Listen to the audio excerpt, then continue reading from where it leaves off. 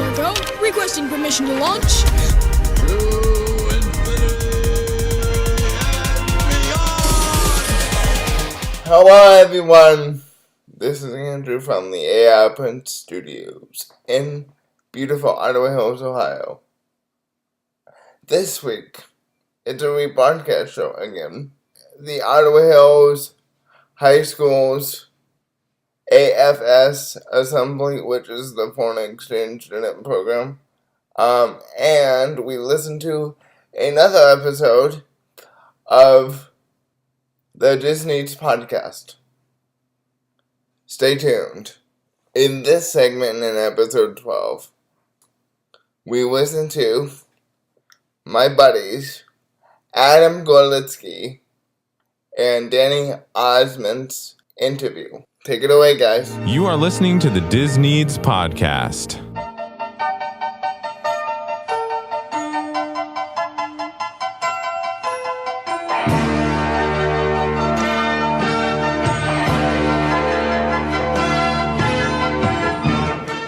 Hey everybody, welcome to the DizNeeds podcast. My name is Danny Ozment, and I'm your host for the podcast dedicated to helping you have the best time possible when traveling with special needs to Disney parks, resorts, and on the Disney Cruise Line. I'm so excited to be with you today. When Adam Gorlitsky, a 19-year-old college student, awoke from a horrific car accident after falling asleep at the wheel, he was told he would never walk again. The seasoned athlete who was once celebrated for running a mile in under 5 minutes was completely devastated by the news. The thought of not walking again was crushing and a reality he had a difficult time accepting. As the years passed, Adam set his sights on being an advocate for people with disabilities, focused on adapting to his new reality and how he could move forward in a positive way. 10 years after his accident, Adam's life dramatically changed again. He was chosen as a candidate for a new exoskeleton technology, a machine that would allow him to stand and walk again for the first time in a decade. The moment he stood, Adam knew his next mission. He was determined to help change others' lives as well. His continued commitment to inspire others to action serves as the cornerstone of his Re-enabled Race Tour. In April of 2016, with 40,000 runners cheering him on, Adam became the first paralyzed man to complete the 10K Cooper River Bridge Run, beginning his Re-enabled Race Tour towards changing the lives of others and raising $1 million for people with disabilities around the world. He races across the country, educating others on this technology that has changed his life and encouraging others to demand it become a machine covered by insurance. Adam continues to fight for his right to walk one step at a time. He is passionate about creating a safe environment for people living with a disability and their families around the world, and wants to give others the courage to move forward in a positive and productive way. So now, please welcome Adam Gorlitsky. So I appreciate you coming on and doing this. I've got Adam Gorlitsky here. I heard about Adam from Andrew Prince, who many of you heard, I believe it was episode 3. But Andrew was like, hey, I know this cool guy, Adam, who uses this robotic exoskeleton and competed in the Dopey Challenge last year at Marathon Weekend, and you should totally have him on the show. And I was like, well, yeah, that sounds really cool. So I reached out to Adam, and Adam is here, and Adam's going to tell us all about what he's doing with his organization, I Got Legs. And so Adam, welcome to the show, man. Thanks. It's good being here. So Adam, before we start talking about all your awesome technology and your awesome mission and your organization and the great things you're doing. So I want to hear more about your story and what your life was like before your accident. And then I really want to share with people a lot about after that and your recovery process and everything. Who was Adam before your accident when you were 19, was it? Yeah, I was 19 years old when I became a T9 paraplegic from a car accident. So what that means is I have a spinal cord injury, and I'm paralyzed from the waist down, so belly button down. So for the past 12 years almost, I've been paralyzed from the waist down. But before my accident, I was kind of like every other kid. I was played sports all throughout high school and childhood. Basketball was my life. And then high school, I really got into track and cross country. So just, your average everyday kid, with big dreams, and, and then you graduated high school, here in Charleston, South Carolina. And, it was a sophomore in college when I got into my car accident. So I was just your average college kid, really, before my accident, and then once I got into my car accident, that's, in a weird way, ironically, that's kind of when I kind of discovered who I really was, I guess, going through that adversity, you kind of lose touch with who you are for a second, but through that adversity, you really start digging deep, and, and here we are 12 years later. Yeah. What was that like? I mean, you were a sophomore in college. Like, obvious questions come to mind. Did you finish school? How long did it take you physically to recover to a point where you were out of the hospital? Tell us a little bit about that recovery process and the therapy that goes into recovering from that type of injury. Yeah, no, totally. So I think, I guess I'll describe briefly my car accident. It was December 30th, 2005. I was going into my spring semester of my sophomore year of college. So on December 30th, the morning of December 30th, 2005, I got up very early in the morning, probably like 5 o'clock in the morning. And I drove from Charleston to Columbia to move new furniture into my new apartment with, there's 3 college buddies. So I got up there, moved all my stuff in. That night, I decided to drive back. My younger brother's birthday is on December 31st. So, and then, New Year's Eve, I wanted to be back in Charleston for that. So I drove back. It was right around 8:30 at night, probably about 30 minutes away from being back home. And I just fell asleep at the wheel for a few seconds while driving. Wasn't wearing my seatbelt, and as a result, I was in a car accident by myself. No one else got hurt but me. So I got in my car accident. Knew I was paralyzed or couldn't move my legs from the second that I got into my car accident. It was airlifted to the nearest hospital here in Charleston. Spent about 3 weeks in intensive care at that hospital in Charleston, and then was airlifted to the Shepherd Center in Atlanta. It's a spinal cord injury and brain center. And I did about 8 or 9 weeks of rehab there. And it was just learning how to live life without legs. It really is kind of a different body. So the initial rehab was probably 9 weeks or 9 weeks, or really 12 weeks if you count the intensive care. And then, I obviously took that spring semester off from college. I went to the University of South Carolina, and I went back to school the following fall semester. I kind of eased back into it. Was only taking 3 classes, for that first semester back. It took me 3.5 years to graduate, or 4 years actually. 3.5 to 4 years to graduate college after that. But it's a slow process. I tell people that, when you go through something that catastrophic, you have big dreams, big goals but just to kind of, have those big goals, but do the little things and, take pride in doing those small things. And you really do kind of, when you become, permanently disabled, you start finding little achievements that really add up to a bigger picture. So, and I would imagine that it's different for everyone emotionally, but what was that emotional journey like for you? I mean, now you're the founder of this organization and you're doing great things for a lot of people. What was the emotional journey like being a 19-year-old? I was a kid at 19 years old. I would call myself a kid. I don't know how I would have handled it. I know how at 28 years old, having a child with a disability was an emotional shock and a change. But what was that journey like for you during that recovery process over the last, decade, really? Yeah, totally. I think, what happens when you become disabled, especially permanently, but also temporarily. If you break your leg, let's say, you kind of, you become mindful of things that you weren't once mindful of. When you're 19 years old and you're college and you're able-bodied and, you can, run upstairs and, you can do anything, from physically. Right.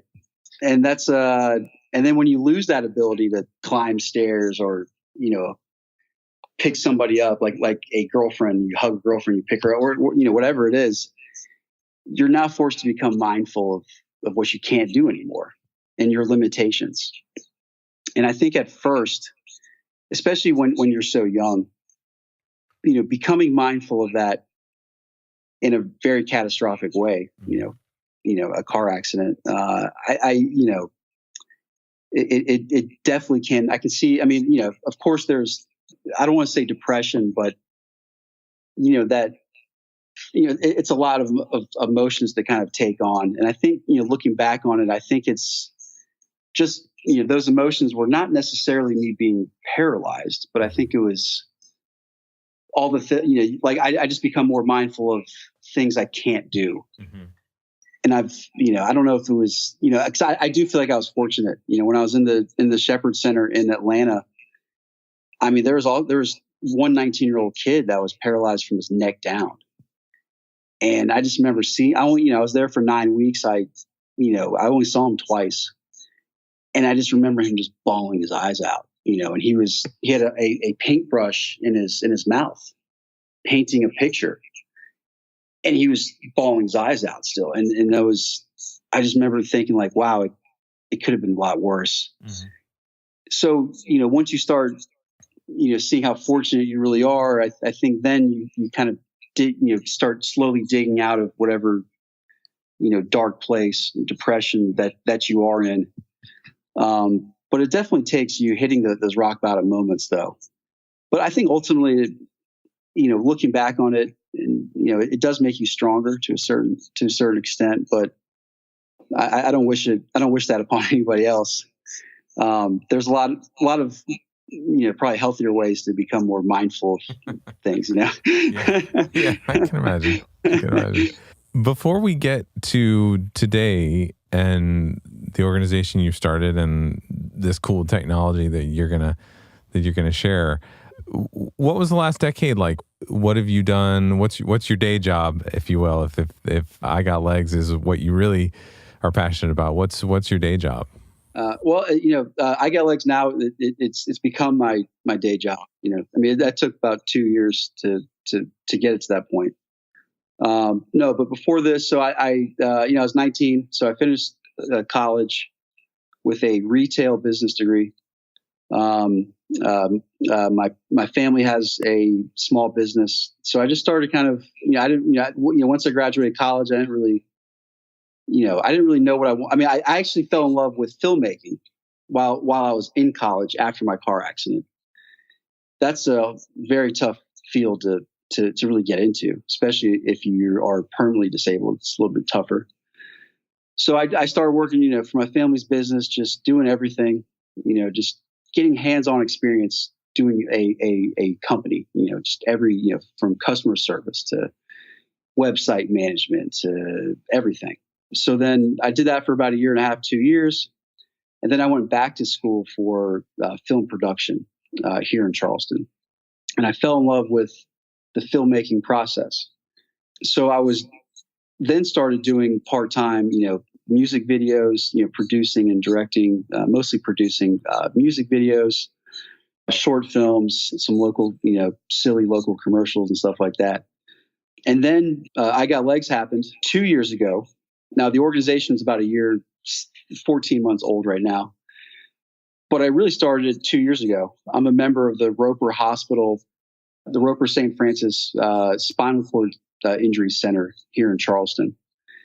And once a year, I go down for my annual checkup. So 2 years ago, I went down for my annual checkup, and they said, "Hey, we have this robotic exoskeleton here that you can try out. Not many people are really using it. Would you like to try it out? We think you'd be a great candidate, especially since you ran cross country, did track, and played basketball. You're very active." I said, "Sure, why not?" And then about a month later, I went down there again and stood up for the first time. And if you go to my Instagram page, I believe that's August 15th, 2015 is when I stood up in the exoskeleton for the very first time. I kind of had that aha moment that you kind of hear about. I was 29 years old at the time, and it's like I found my purpose. I knew that I could translate all my passions, being an athlete, the filmmaking, the storytelling element, and then I can channel that into a nonprofit organization. So I started fundraising for my own exoskeleton. Launched a GoFundMe campaign, started selling I Got Legs t-shirts, and then January of 2016 is when we officially created the organization. And then my very first race was the Cooper River Bridge Run last year, which is April 2nd, 2016. It's a 10K. It's 6.2 miles. Took almost 7 hours and exactly this many steps. 17,932. Cool. So that's that's kind of a long-winded answer. Yeah. So let's talk about the technology first. Now, is this one company that makes this exoskeleton technology, or is it an industry that's out there? And how does it work? And how long did it take for you to learn to move the way I've seen you move in those videos? Yeah. So I guess so. There's a few manufacturers. The manufacturer that makes mine is called Rewalk.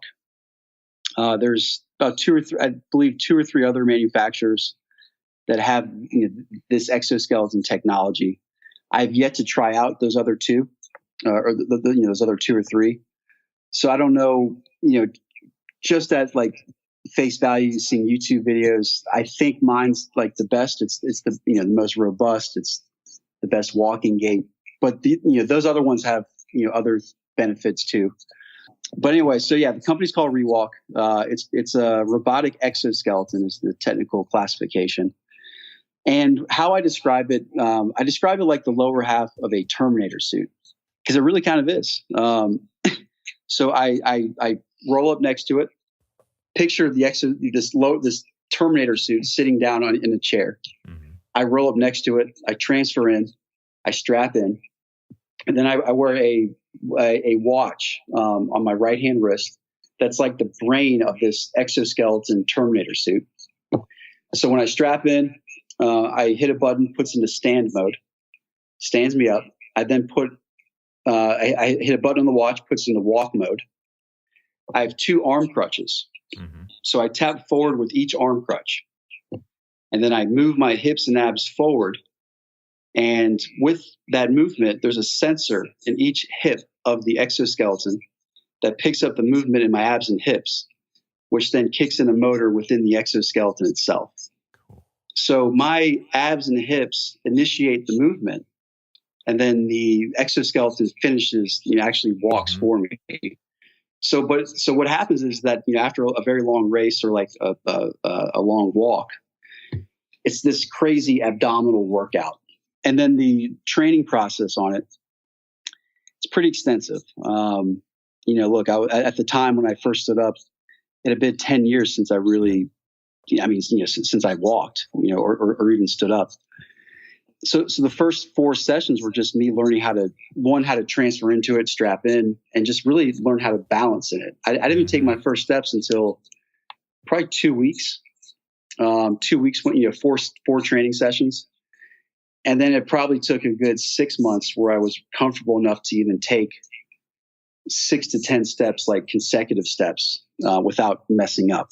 It is a pretty extensive learning process. Now, some people learn, can start walking like within like 2 weeks. It's, for me personally though, it took quite some time. But now I'm like a walking pro. That's something I think a lot of people don't think about is, I didn't really think about it even with my daughter until orthopedic doctors started to say, well, the body changes if it's not standing up, if it's not feeling gravity or whatever, especially with like when kids are developing. But I can even imagine like with you, how your muscles have changed and all that type of stuff over 10 years. Yeah. And, it's, so with standing and walking, in the exoskeleton, obviously it's great for cardiovascular. Bone density is a big thing because of the vibration that comes up back through your foot, when you walk. Circulation is obviously improved. Skin breakdowns. I'm not, I don't have too many of those, but it helps out with that.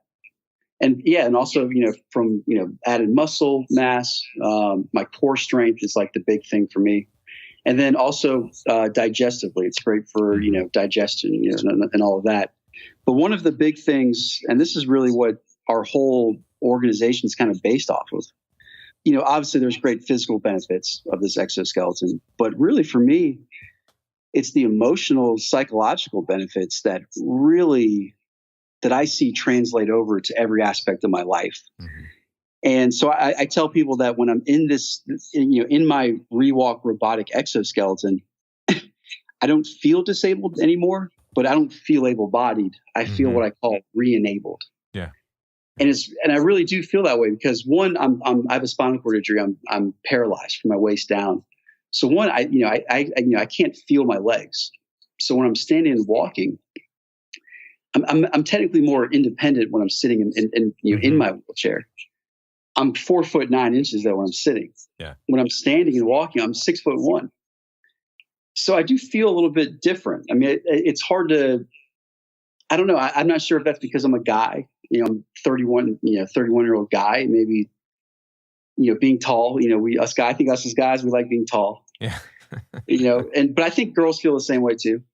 But but I do feel differently. And I find myself when I get, especially after a long race, I can't wait to get back in my chair after a long race. And that's an amazing feeling. I don't know. I find myself when I'm in my exoskeleton more, it affects so many other aspects of my life. I don't know. I'm just more comfortable with maybe who I am afterward, but I just feel more confident in every aspect of my life. And I think in large part because I'm able to stand up, whenever I want. So that re-enabled feeling is kind of the at the core of what I Got Legs is. And that message just, it's just the message of what it means to be empowered, and that's really what this exoskeleton does. So it sounds like the mission of your organization, I Got Legs, is helping people get this experience of being re-enabled. Can you tell us a little bit about what the organization's doing to further that cause and how things have been going so far? You said you started 2 years ago. You're really a year officially into the organization. How are things going, and what are you guys doing, and what do you want to do in the future? Yeah. So I tell people, if you go to the website, our cause for I Got Legs is what it means to be disabled versus able-bodied.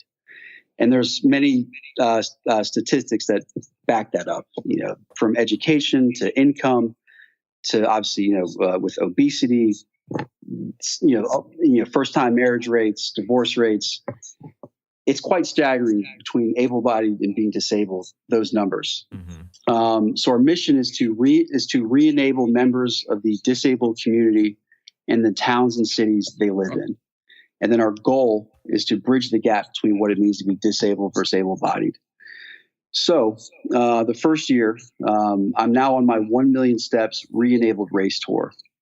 And where I'm walking 1 million steps in road races throughout the country wearing this robotic exoskeleton. So with that said, there's really, right now, there's, the main focus right now is building our digital community first. So, it sounds crazy, through Instagram, Facebook, because I've done all these races, in particular Disney. After that Walt Disney race this past January, I had literally had the most amount of people reach out to me wanting to know, who are just like me, wanting to know more about this exoskeleton. So it's the very first step, in this process is,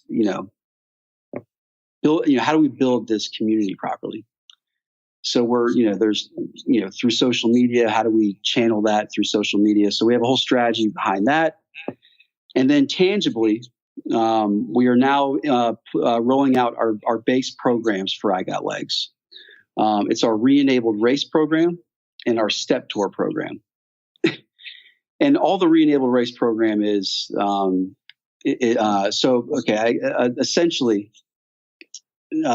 with that Re-enabled Race program, for this first year of me walking these races, I walk 2/3 the speed of your average able-bodied walker.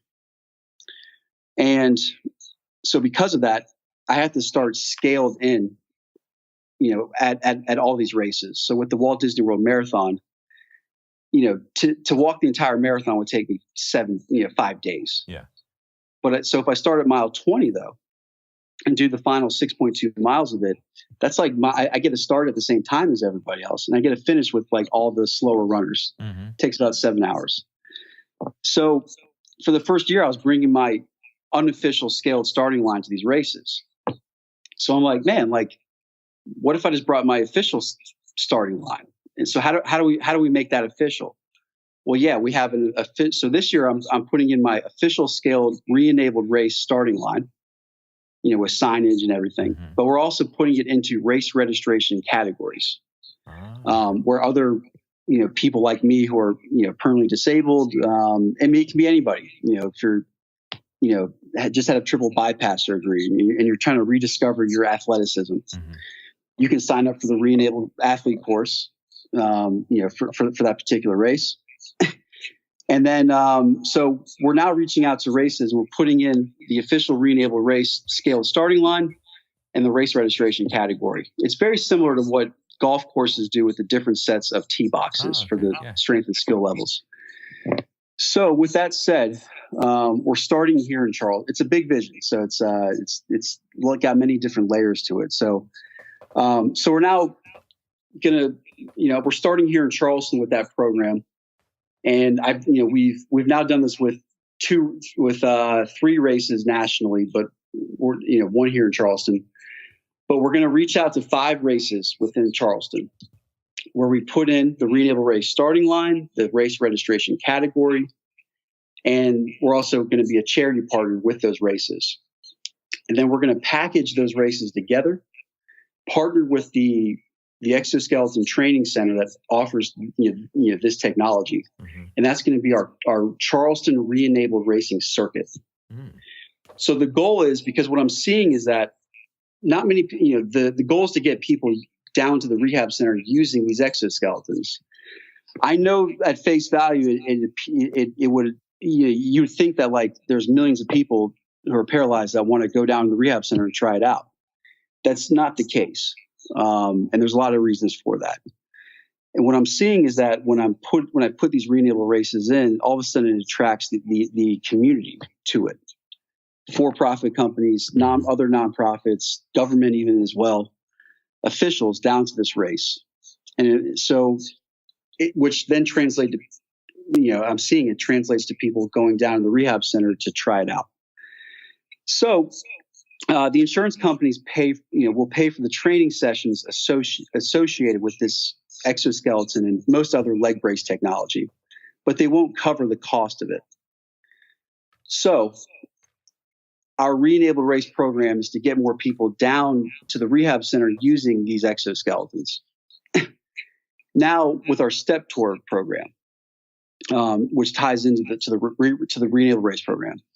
Let's say you're training with an exoskeleton at Roper Hospital Rehab or any other training center throughout the country, exoskeleton training center, and you love it, and you go, look, I want to fundraise. I want to have my own exoskeleton, but my insurance won't cover it. Mm-hmm. Well, I Got Legs. You can reach out to us, and we will create you a step tour that takes place within your Re-enabled Racing circuit in your hometown. And for every step you take, I Got Legs will pledge to give $1 per step that goes toward your exoskeleton. Now, what this does, it allows the person to earn their legs back on their own. Mm-hmm.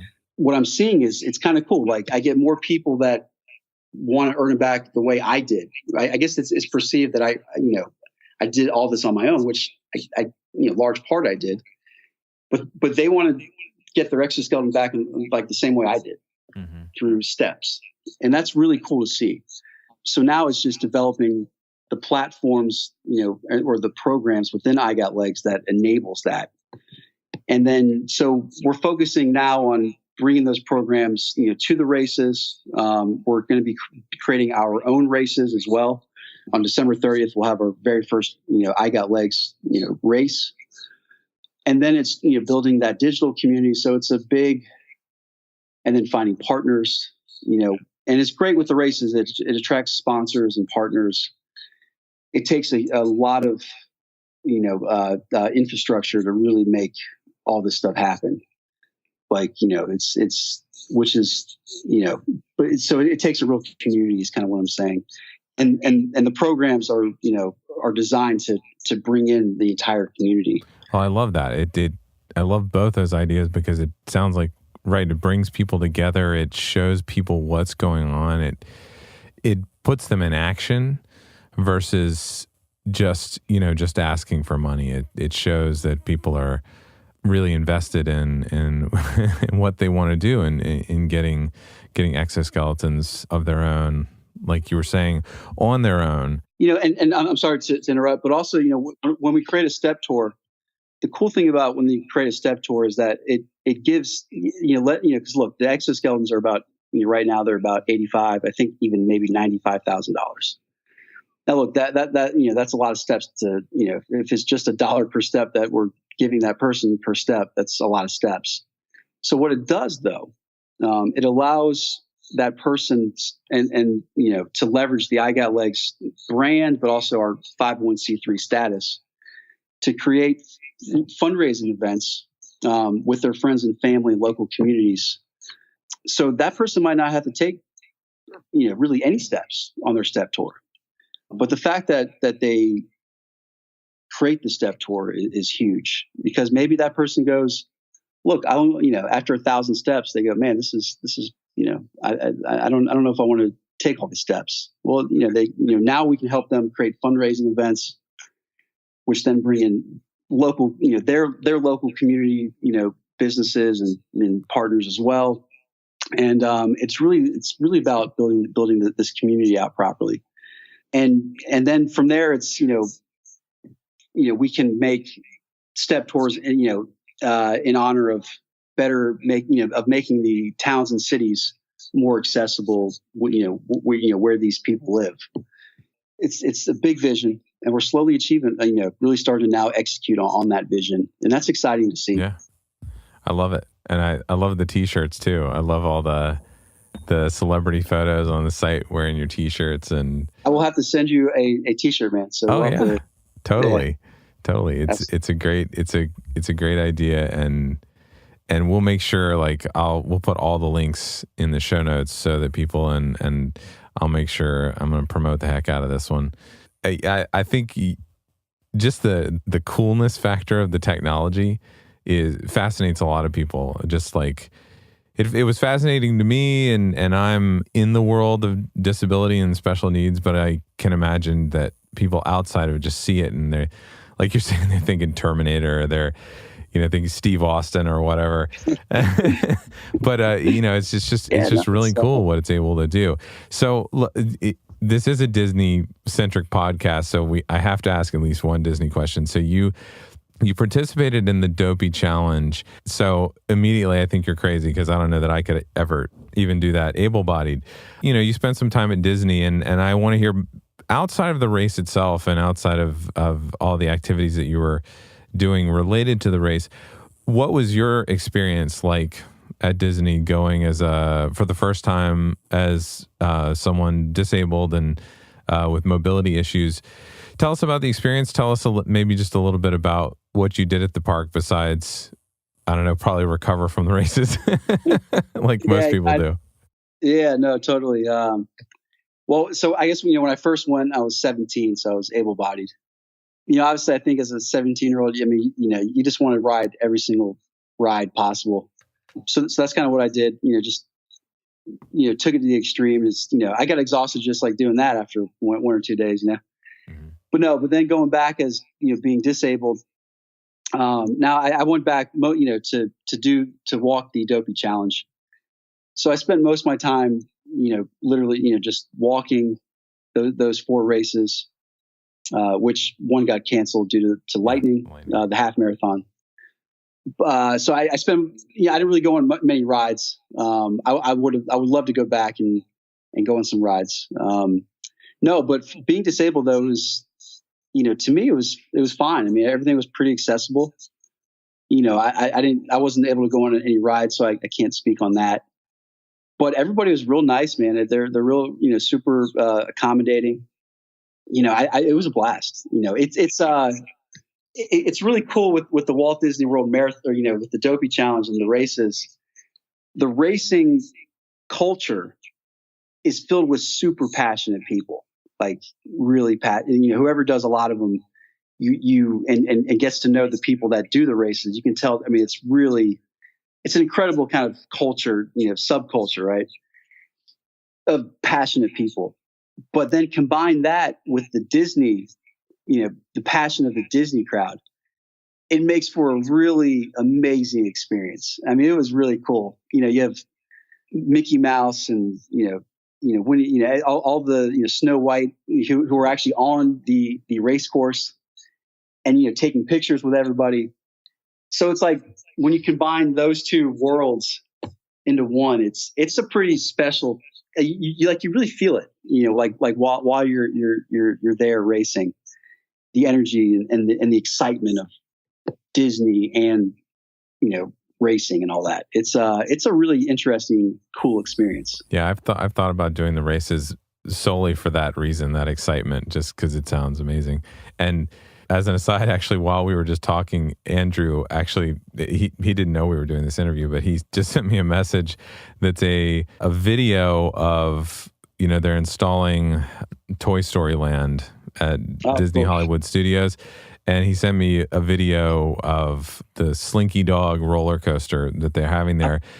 Actually has a wheelchair accessible vehicle, which is something that he and I talk a lot about, is like what rides he can get on and what rides he can't, and what he has to transfer for. So yeah, that's one thing my family loves about the Disney parks, is that they really are trying to make things accessible as much as possible to everyone, no matter what issue they might have or what ability or disability.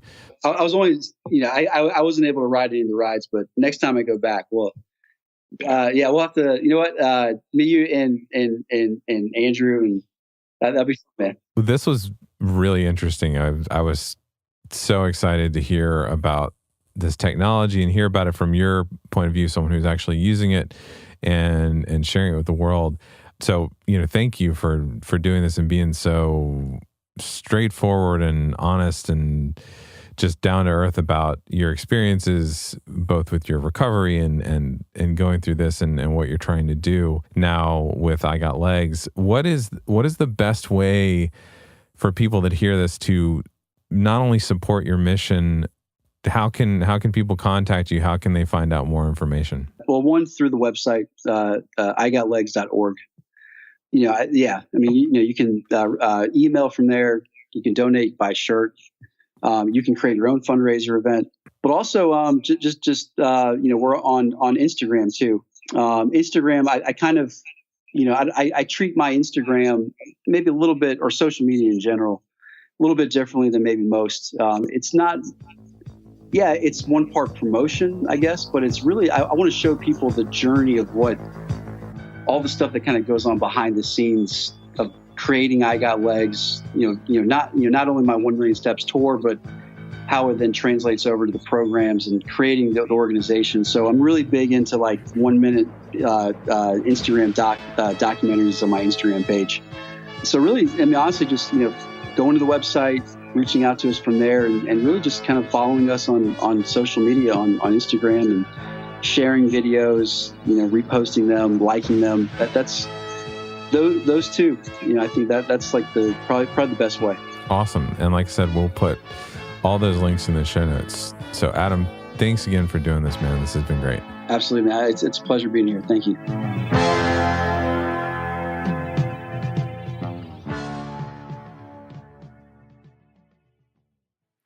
In this segment in episode 12, I rebroadcast AFS Foreign Exchange Assembly at my alma mater that happened just this past week. Take it away, Ottawa Hills.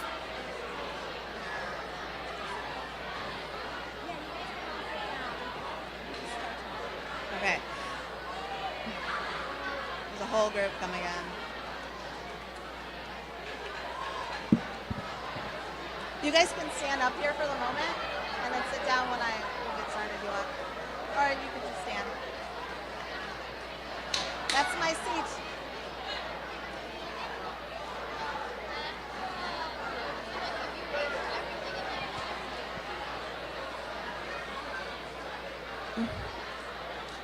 Okay, good morning. Welcome to the annual AFS Assembly.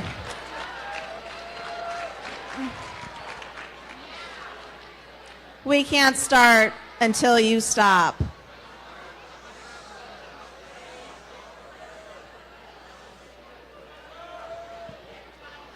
Okay, the AFS Assembly is when you get to learn more about our AFS students here at the school that are visiting from other countries, Oscar, Rita, Jimmer, and Georgia, but also a brief introduction to the experiences available to you through AFS for Ottawa Hills students to participate in. And we have 2 students that did that last summer, so you get to hear a little brief snapshot about that. And then finally, the programs that you can participate in as well. I'm Miss Lehman. If you have any questions about AFS, you can always come and talk to me. But let's take it away. Oscar, our first student.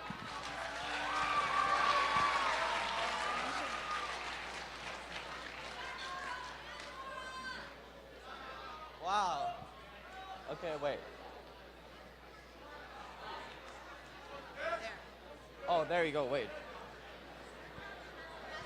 Hi, my name is Oscar. I'm the AFS exchange student from Austria. Yeah. Austria is a small country in the center of Europe. Wait. Hi. There. That's Austria. And that's the flag of Austria. And I live right there, in between Germany and Italy. And yep, Austria is a pretty small country. We have just 8 million inhabitants. Good morning, yeah.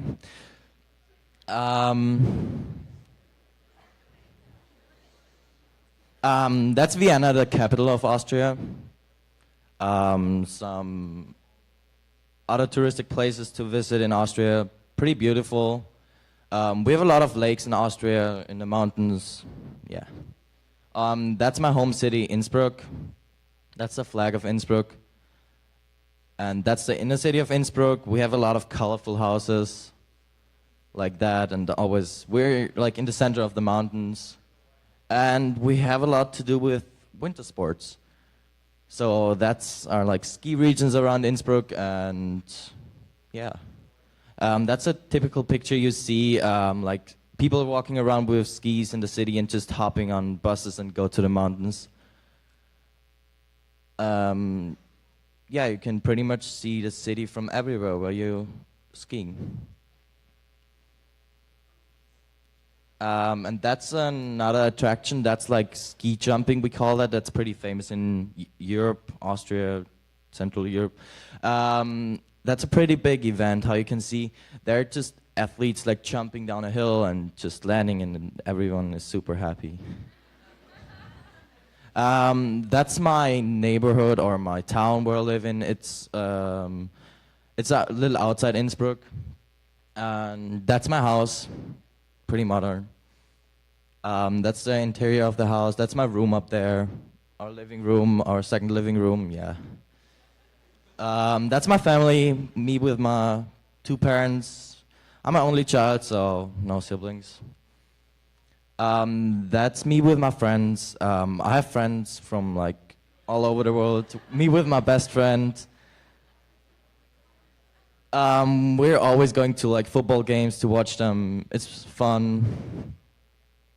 And that's my school. My school is pretty modern. We have a lot of open spaces to learn, and we don't just sit in classes and learn in classes. That's food in Austria. We have a lot of like sweet dishes, like cakes. That up there in the right corner is like a pancake dough, like with jam. And on the left corner you can see Wiener Schnitzel. That's like pork fried out in like butter. And what we do for fun is like we're going to the gym, we're exploring, we're traveling. I play golf beside football. We're skiing a lot for sure in the winter. Yeah, and I'm playing football, and that's my team in Austria, like American football in Austria. The Austrian parliament is ruled like a parliament. We don't have like a president who rules the like whole thing. It's more like a how do you say that? Like our president represents our country, and it's more like for a representative. And we have a prime minister who like really rules the country. Yeah.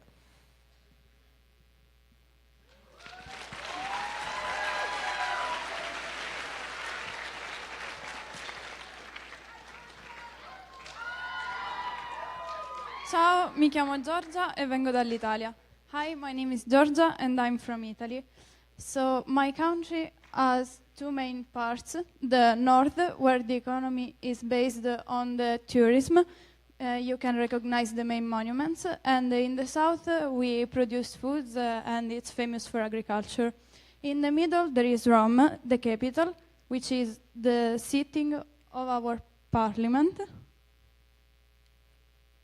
And the parliament is composed by senators and deputies, and they choose the president of Italy, who chooses the prime minister, the one who has the power.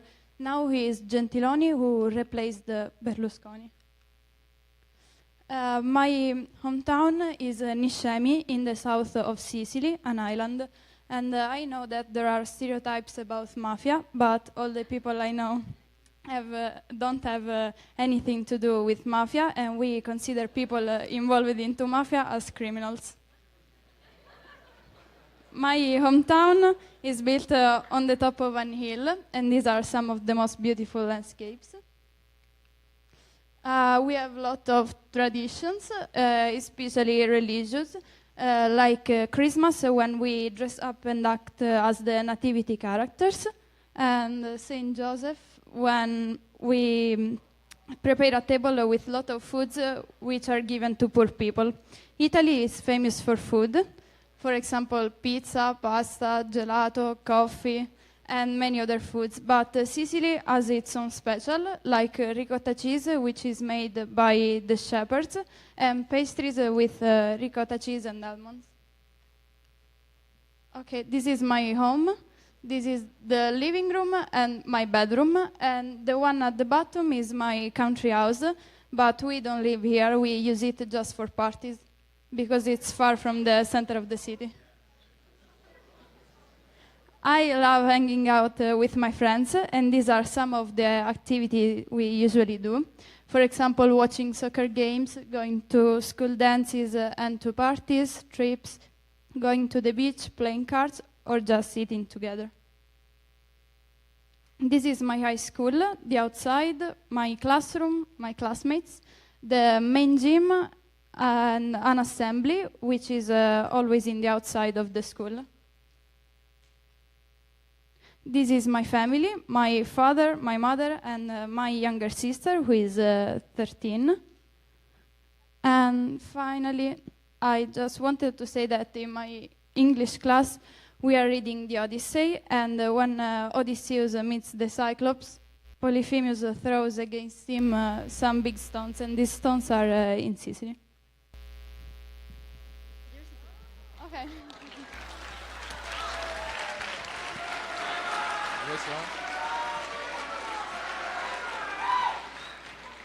Hello, my name is Jimmer. I'm the exchange student from the Netherlands, and here you see the Dutch flag. Where is the Netherlands? The Netherlands is in the north of Europe, and there you see it. Oh. The Netherlands have 70 million people, and the capital of the Netherlands is Amsterdam. And the Netherlands is separated in like little states, and I live like in the north in a state called Drenthe, and then I live in a small village called Fries. And there you see the flag of Drenthe, and that's like the flag of Ohio.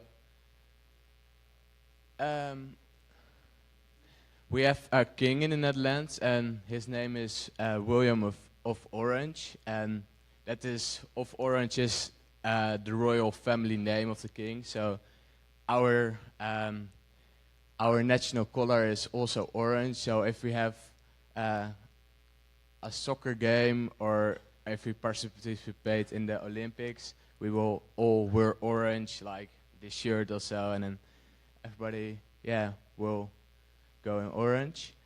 And it's funny because there's in Michigan nearby here, like a couple of places what are called like Dutch places, and also Holland. So if you want to see Dutch things, you can go to there because there are a lot of like Dutch things, and it's funny. Very especially Dutch is like windmills. You see them a lot in the Netherlands. And this is our capital, Amsterdam, and it's really pretty. And the tulips are really popular, like in the Netherlands, and the tulips where you see them all over the world are coming from the Netherlands. So it's me in a tulip field when I was younger. This is a forest nearby my house. And because the Netherlands is flat, there are a lot of lakes where, I sail a lot with my friends and family, and here you see me in a sailing boat.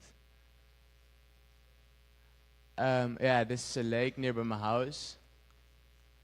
It's very nice, and this is the city where I go to school, and there it's like 8 miles away from me, and it's a nice city. And the first couple of weeks, I noticed some things were very different, like here, than in the Netherlands. And it's like the police cars are, in the Netherlands, look like this. All the police cars are like this, and here there are so many different police cars. The ambulances in the Netherlands are like yellow, and here they are like white.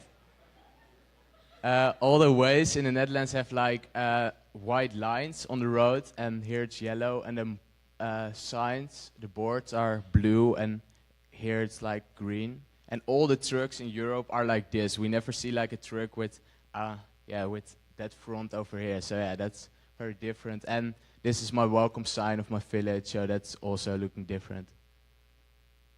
This is my house.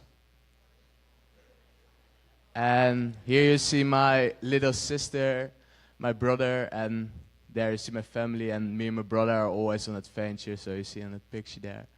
And this is my dog, and his name is Flair. And this and this is me with my dog when I was younger. Okay. This is my soccer team and where I'm playing tennis.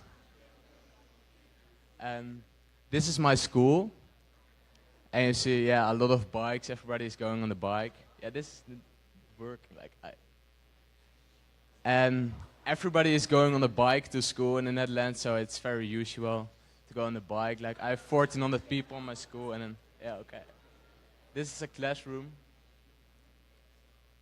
This is our lunchroom. These are some famous dishes in the Netherlands. And this is my host family here, and my pretty little sister Effie.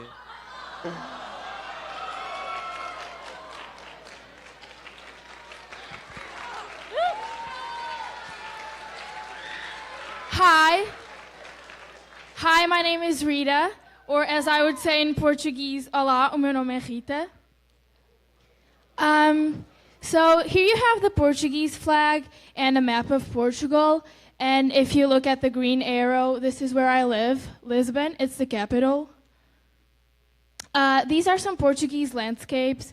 The first one is in the north of Portugal, and also the last one is the second biggest city in Portugal, and the third one is where I live. I decided to put something fun in here, and I decided that the trendiest spot in Lisbon, which is called LX Factory, and this was an abandoned factory that they transformed into this really cool place where you have like really cute coffee shops and stores, and they have a lot of street art, which is really cool to take like pictures. These are some pictures of touristy places. These are also some pictures of Lisbon, but I took these, so I thought it would be fun. This is my house. It's not as impressive as the other ones you saw because I live in an apartment, but yeah. This is my family. It's my dad, me, my sister, and my mom. These are some pictures with some of my friends, and the third picture was taken the day I came here. This is my school. It's a pretty big school. It has over like 1,000 students. And this is the food. The first picture, it's like one of the hundreds of recipes we have with codfish.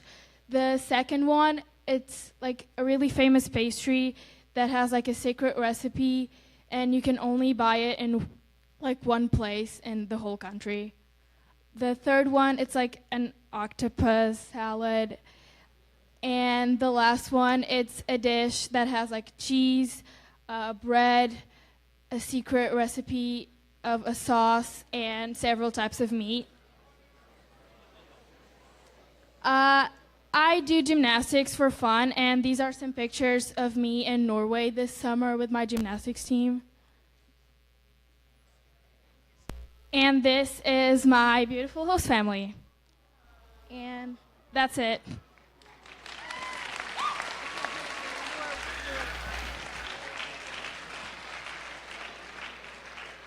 Okay.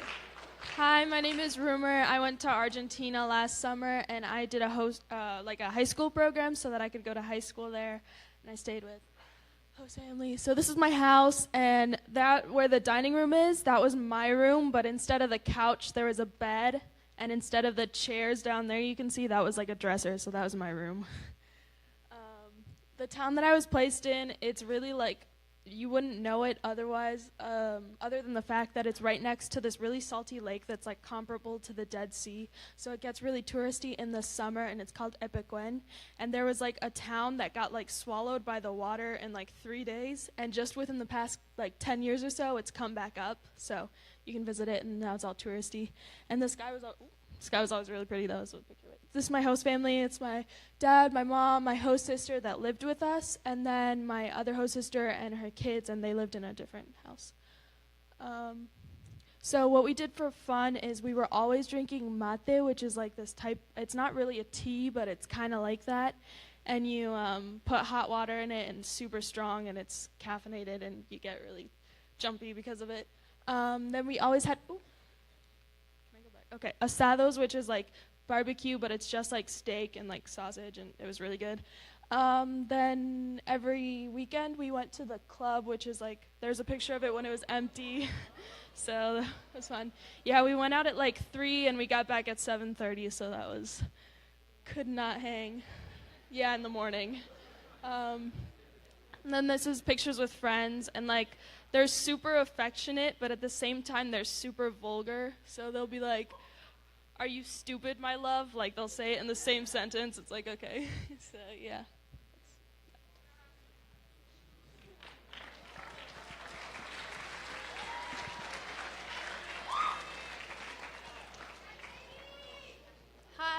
Hi, I'm Katie. I went to Chile this summer for 8 weeks through an AFS program. And, nope. Okay. Well, the pictures on the previous slide were pictures of like the coast of Chile. So it's really beautiful. And this is my host family's house in Kyoto. And the picture right there is the bedroom I shared with my little sister. And you can see it's a lot smaller than what we're used to here. There's just room for the 2 beds, and that's about it. These are pictures with my host family. That's my mom, my brother, and my little sister. I went to Colegio Nuestra Señora del Huerto, which is a Catholic school. And those pictures are from the celebration of the school's anniversary, which is basically like a 2-week-long May Day.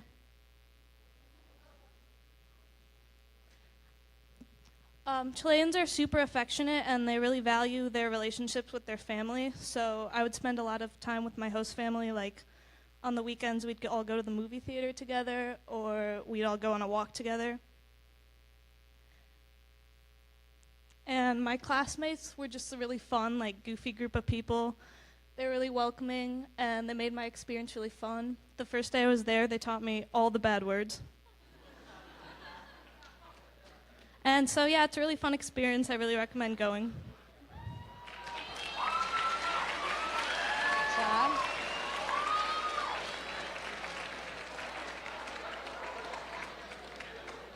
Thank you so much for coming today. I want to tell you really quickly, Rumor and Katie had a blast traveling abroad with AFS.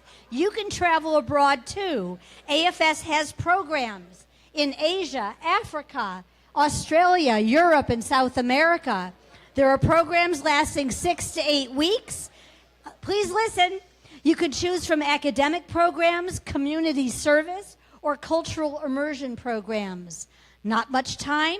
You can go on a Global Prep 2-week program. You could go to France and study cuisine.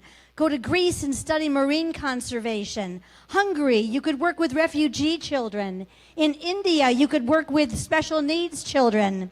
In Kenya, there's animal conservation in the savannah. In Nepal, community development. There's, what?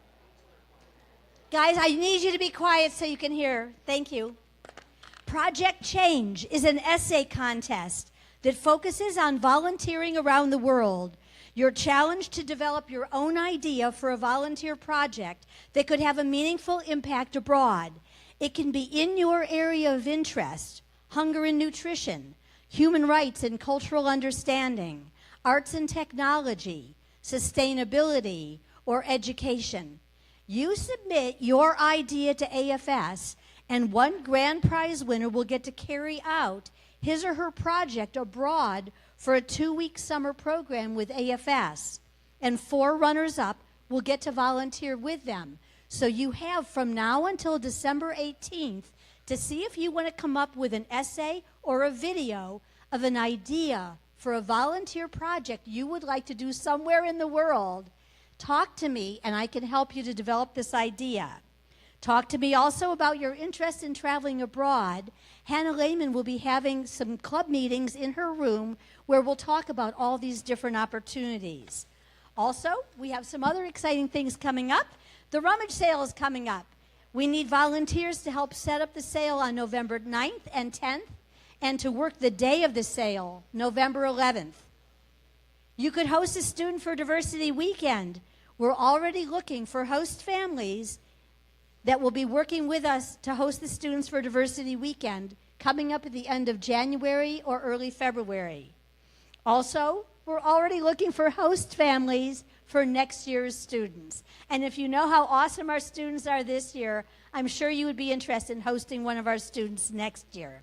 There's a table right outside the room. There are sign-up sheets. There's more information. Please feel free to stop by. I'll hang out at the table for a while.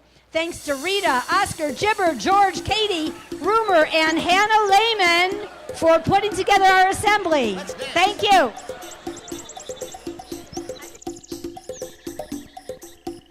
Thank you, Mrs. Sherry. I enjoyed watching it. And also, thanks to the Idaho Hills High School's technical team for bringing that to us alums on Facebook. Thanks to Danny Ozment for having Adam Gorlitsky on the show so I could rebroadcast it. See you next week. See ya!